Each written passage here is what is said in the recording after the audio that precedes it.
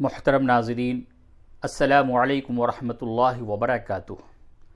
آج کی ہماری ویڈیو کا جو موضوع ہے وہ یہ ہے کہ آخر ہم اتنے وظائف پڑھتے ہیں، اتنی دعائیں کرتے ہیں، لیکن نہ تو کسی وظائف میں ہمیں کوئی کامیابی ملتی ہے۔ جس مقصد کے تحت ہم وظائف پڑھتے ہیں کبھی اس میں ہمیں کوئی کامیابی نہیں ملتی۔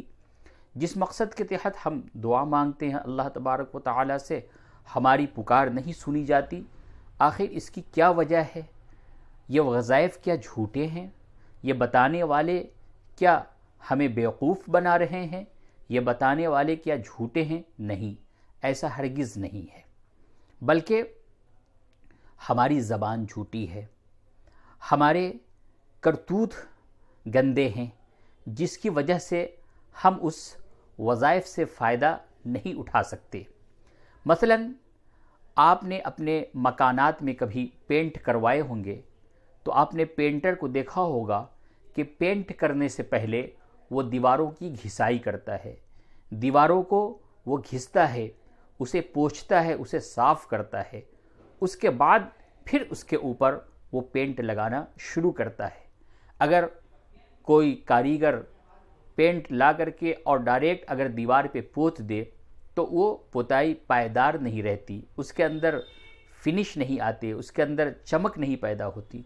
اسی طریقے سے وظائف شروع کرنے سے پہلے ہمیں بہت سی چیزوں کا لحاظ کرنا پڑتا ہے، بہت سی چیزوں کا ہمیں خیال رکھنا پڑتا ہے۔ اگر ان آداب کی رعایت کرتے ہوئے اگر ہم نے وظائف کو پڑھا تو پھر 100% کامیابیاں عطا ہوتی ہیں، اور اگر ہم نے ان آداب کے لحاظ کے بغیر اپنے وظائف کو ہم نے پڑھنا شروع کیا تو یہ ہماری خام خیالی ہوتی ہے اور ہم اپنے وقت کو صرف ضائع کرتے ہیں۔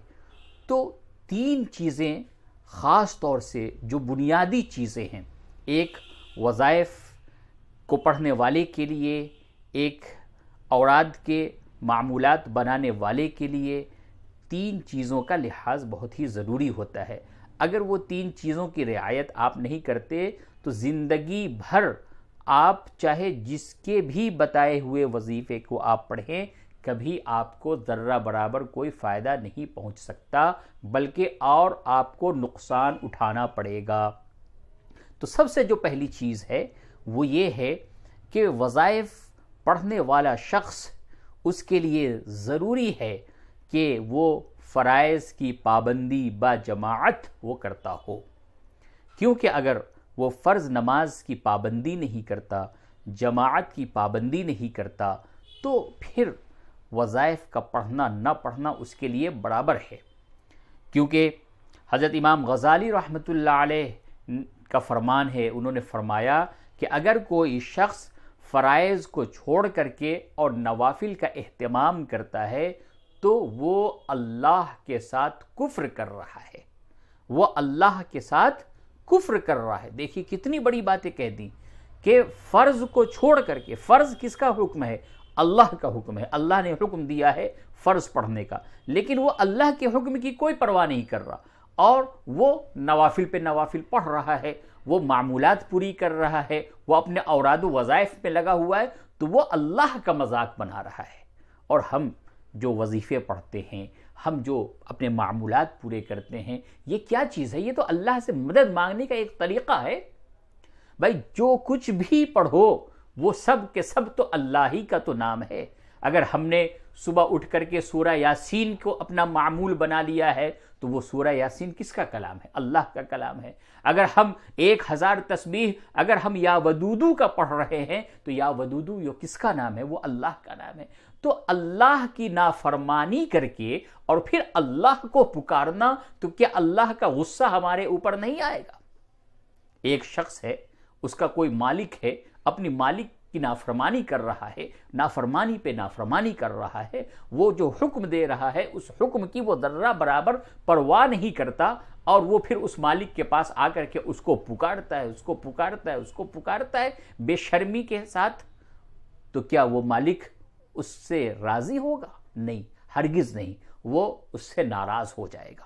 تو سب سے جو پہلی چیز ہے وظیفے کو پڑھنے والے کے لیے وہ ضروری ہے، اور ہر مسلمان کے لیے ضروری ہے، ہر مسلمان کے لیے ضروری ہے کہ وہ فرض نماز کی پابندی کرے۔ اب دوسری چیز کیا ہے؟ آپ نے فرض نماز کی پابندی تو کر لی، بہت سے لوگ ہوتے ہیں وہ فرض نماز کی پابندی کرتے ہیں، بہت بڑے نمازی ہیں، ان کی ایک وقت کی نماز نہیں چھوٹتی، لیکن اب وہ دوسری چیز کیا ہے کہ ان کا جو رزق ہے وہ ہے حرام۔ رزق ہے کیا ہے؟ حرام۔ اب جس شخص کا رزق وہ حرام ہوگا، جو حرام کھائے گا، جو حرام کمائے گا، وہ چاہے جتنا نماز پڑھے، وہ اس کے نماز اس کے سر سے اوپر بھی نہیں جاتی۔ حدیث میں آتا ہے کہ بہت سے نمازی ایسے ہیں کہ ان کی نماز ایک پرانے کپڑے کے گٹھڑ کی طرح باندھ کر کے ان کے منہ پہ مار دیتی ہے۔ تو اس طریقے سے رزق حلال کا اہتمام کرنا ہے۔ ایک واقعہ میں آپ کو سناتا ہوں، وہ حجاج بن یوسف کا واقعہ ہے کہ حجاج بن یوسف وہ بدنام زمانہ، وہ ایسا ظالم شخص اسلام کی تاریخ میں گزرا ہے کہ آخری قیامت تک جتنی بھی تواریخ کی کتابیں لکھی جائیں گی اس کو ظالم حکمراں کے نام سے ہی ہمیشہ یاد کیا جائے گا۔ گو کہ اس نے بہت سے اچھے بھی کام کیے، لیکن چونکہ وہ اتنا بڑا ظالم ہے کہ ظلم میں اس کی مثال پیش کی جاتی ہے۔ حجاج کو جب گورنر بنا کر کے بھیجا گیا تو وہاں لوگوں نے بتایا کہ آپ زیادہ دن تک یہاں پہ رہ نہیں سکتے۔ اس نے کہا بھائی کیا وجہ ہے؟ تو اس نے کہا کہ یہاں بستی میں کچھ لوگ ایسے ہیں کہ وہ جس شخص کے لیے بد دعا کر دیتے ہیں ان کی بد دعا اللہ تبارک و تعالی سن لیتا ہے، وہ سب کے سب مستجاب الدعوات ہیں، ان کی دعائیں قبول ہوتی ہیں۔ حجاج بن یوسف نے کہا کہ اچھا میں ان لوگوں سے ملنا چاہتا ہوں، ان لوگوں کو ہمارے یہاں مدعو کرو، دعوت کا اہتمام کرو اور ان لوگوں کو بلاؤ، ہم ایسے نیک لوگوں سے ملنا چاہتے ہیں۔ چنانچہ ان لوگوں کو مدعو کیا گیا اور حجاج بن یوسف کے ساتھ سب نے کھانا تناول کیا۔ اس کے بعد حجاج بن یوسف نے کہا کہ اب تم لوگ جاؤ، ہم تمہارے طرف سے مامون ہو چکے ہیں، اب تم ہمارا کچھ نہیں بگاڑ سکتے، تم چاہے بد دعا کرو، دعا کرو، کچھ بھی کرو، اب میرا کچھ نہیں بگاڑ سکتے۔ لوگوں نے کہا کیوں؟ تو کہا کہ میں نے ان لوگوں کو حرام لقمہ کھلا دیا ہے، اب ان کی دعا قبول ہرگز نہیں ہوگی۔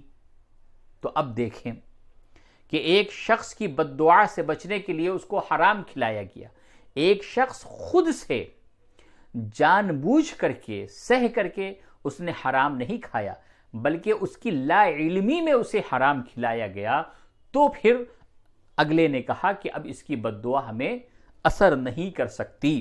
اور جب کوئی انسان جان بوجھ کر کے حرام کھائے گا، جان بوجھ کر کے وہ رزق حرام کمائے گا اور اس کو کھائے گا، اور اس کے بعد وہ لمبے لمبے وظائف پڑھ رہا ہو، وہ 1000 دانے کی تسبیحات پڑھ رہا ہو، تو اس سے اس کو کوئی بھی فیض نہیں پہنچنا۔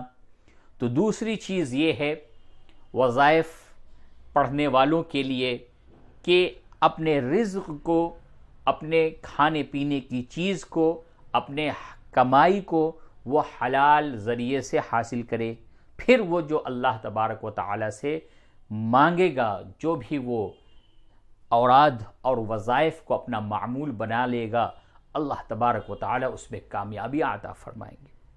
اور جو تیسری چیز ہے، جو تیسرا گناہ ہے، وہ یہ ہے کہ آپ گناہ کبیرہ سے پاک ہوں۔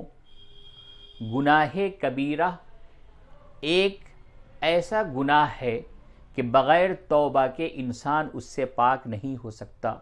صغائر کا مسئلہ یہ ہے کہ جب انسان نیکیاں کرتا ہے تو اس کے صغائر معاف ہوتے رہتے ہیں، لیکن گناہ کبیرہ وہ ایک ایسا گناہ ہے کہ جب تک اللہ تبارک و تعالی سے سچے دل سے توبہ نہ کر لیا جائے تب تک وہ اس کے ذمے رہتا ہے۔ اب ایک انسان سے زندگی میں کبھی کوئی گناہ کبیرہ ہو گیا، لیکن ابھی اس نے اللہ تبارک و تعالی سے سچی دل سے توبہ نہیں کیا، تو جب تک گناہ کبیرہ اس کے ذمے ہے تب تک اس کی دعائیں قبول نہیں ہو سکتی۔ کیوں؟ کیونکہ حضرت شاہ محدث دہلوی رحمۃ اللہ علیہ کا قول ہے کہ ایک شخص، ایک مومن شخص اس کے شایان شان نہیں، اس کو زیبا نہیں دیتا کہ اس کے اوپر کوئی کبیرہ گناہ ہو۔ مومن وہ ہے کہ اگر کبھی خدا نخواستے اس سے کوئی گناہ کبیرہ سرزد ہو جائے تو جب تک وہ توبہ نہ کر لے تب تک اسے چین نہ ملے۔ یہ ایمان کی علامت ہے۔ مومن وہ ہے کہ جب اس سے کوئی گناہ کبیرہ سرزد ہو جائے تو جب تک وہ اپنے گناہ سے توبہ نہ کر لے تب تک اس کو چین نہیں ملتا۔ تو اوراد و وظائف کے معمولات کو پورا کرنے والے اور وظائف کے شوقین حضرات کے لیے جو تیسری چیز ہے وہ یہ ہے کہ وہ گناہ کبیرہ سے پاک ہوں، اللہ کے حضور میں وہ سچی توبہ کر کے تب اپنے وظائف کو شروع کرے۔ تو یہ تین بڑے گناہ جس کی طرف اشارہ کیا گیا، اگر آپ کوئی بھی وظیفہ شروع کرتے ہیں، آپ کوئی بھی دعا شروع کرتے ہیں تو اس سے پہلے ان تین چیزوں کے بارے میں دیکھیں کہ کیا ہماری زندگی ان تین چیزوں سے پاک صاف ہے۔ کیا ہم نمازی ہیں؟ کیا ہم نماز کے تارک تو نہیں؟ کیا ہم حلال کھانے والے ہیں؟ کیا حرام خور تو نہیں؟ کیا ہم گناہوں سے پاک ہیں؟ کیا ہمارے ذمے کوئی گناہ تو نہیں؟ جب آپ کہیں کہ نہیں میں نمازی ہوں، میں حلال کھانے والا ہوں، میرے ذمے کوئی گناہ نہیں، تو آپ پھر شوق سے اپنے وظائف کو پورا کریں، اپنے وظائف اور اپنے معمولات کو شروع کر دیں۔ دیکھیے 40 دن سے قبل اللہ تبارک و تعالی آپ کو اس وظائف اور اس دعاؤں کا جو برکت ہے اس سے آپ کو اللہ تبارک و تعالی روشناس کرائے گا۔